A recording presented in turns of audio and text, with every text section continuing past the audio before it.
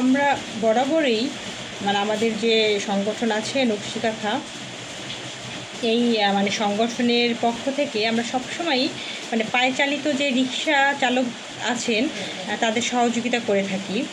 তো এর এই অংশ হিসাবে আজকে আমরা একজন বৃদ্ধ, নাম কালাই, এরকম একজন রিক্সা চালককে আমরা চাল, ডাল, তেল সহ কিছু খাদ্য সামগ্রী কিনে দিয়েছি।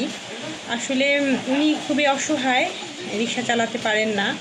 আর এগুলো কেনার জন্য টাকা দিয়েছেন আমাদের নকশিকাঁথার উপদেষ্টা এবং ইটালি প্রবাসী আজম খান। তার সহযোগিতায় আমরা মূলত এই সহযোগিতা করেছি। আজম ভাই সবসময়ই পায়ে চালিত রিক্সা আলাদের প্রতি খুবই একটা আন্তরিক ভালোবাসা থাকে। সে এই রিক্সা চালকদের যখন যে অসুবিধার কথা শোনে তখন তিনি এগিয়ে আসেন। তো আজও তিনি তার আর্থিক অনুদানেই এই কাজগুলো আমরা করতে পেরেছি। আজম খান তিনি আমাদের নকশিকাঁথার উপদেষ্টা এবং ইটালি প্রবাসী মাদারীপুরের ছেলে। তিনি সত্যিকার অর্থেই অসহায় মানুষদের পাশে দাঁড়ানোর জন্য সবসময় সে প্রস্তুত থাকেন।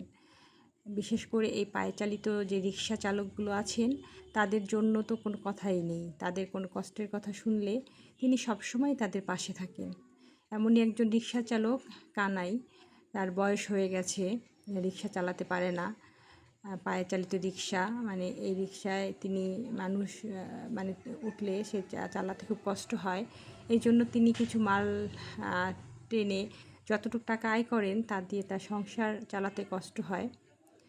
তো তার চোখে একটা সমস্যা হয়, তিনি টাকার জন্য চিকিৎসা করাতে পারেননি।